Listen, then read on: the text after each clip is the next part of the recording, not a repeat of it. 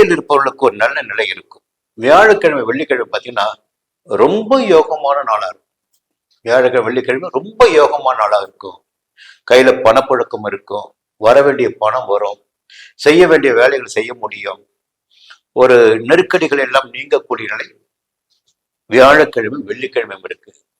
சனிக்கிழமை பார்த்தீங்கன்னா செலவுக்குரிய நாளாக, வெளியூர் செல்வதற்குரிய நாளாக, அலைச்சலுக்குரிய நாளாக இருக்கும். பொதுவாக வாரத்தின் முதல் 6 நாட்கள் கடகராசினர் உங்களுக்கு மிக யோகமான நாட்களாக இருக்க போகுது. இன்னொரு பக்கம் பார்த்தீங்கன்னா உங்க ராசிக்குள்ள குரு பகவான் உச்சமாக சஞ்சரிக்கிறார்.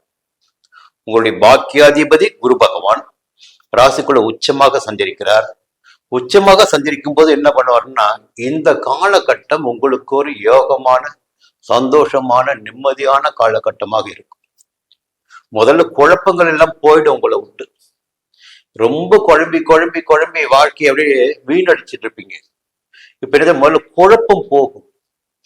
சில பேருக்கு குழந்தை பாக்கியம் ஏற்படும், சில பேருக்கு காதல் ஏற்படும், சில பேருக்கு பார்த்தீங்கன்னா பூர்வீக சொத்தில் ஏற்பட்ட பிரச்சனைகள் முடிவிற்கு வரும். தாய் தந்தையின் ஆதரவு கிடைக்கும். 7ஆம் இடத்தை குரு பார்க்கிறார். அப்போ திருமண வயதினருக்கு வரன் வரும். சிலருக்கு திருமணம் கூடும். புரியுங்களா? 9ஆம் இடத்தை குரு பார்க்கிற சொந்த இடம் வாங்குற முயற்சி, ஒரு செல்வாக்கு பெறுகின்ற முயற்சி எல்லாம் வெற்றியாகும். ஜென்ம குருவினால் வெளியூர் பயணம் ஏற்பட வாய்ப்புண்டு, அலைச்சல் ஏற்பட வாய்ப்புண்டு. அதே நேரத்தில் யோகங்கள் அதிகரிக்கவும் வாய்ப்புகள் உண்டு. இப்ப ஜென்ம குரு உங்களுக்கு யோகத்தை உண்டாக்க போகிறார். இன்னொரு பக்கம் பார்த்தீங்கன்னா செவ்வாய் 12ஆம் இடத்துல, உங்களுடைய ஜீவனாதிபதி செவ்வாய் தொழில்காரர் உங்களுக்கு, அவர் 12ஆம் இடத்தில் சஞ்சரிக்கின்ற போது செய்து வருகின்ற தொழிலில் கொஞ்சம் அக்கறை எடுத்துக்கொள்ள வேண்டும். கொஞ்சம் அலட்சியம் இருந்தால் நிச்சயமாக நஷ்டத்திற்கு ஆளாக வேண்டி வரும்.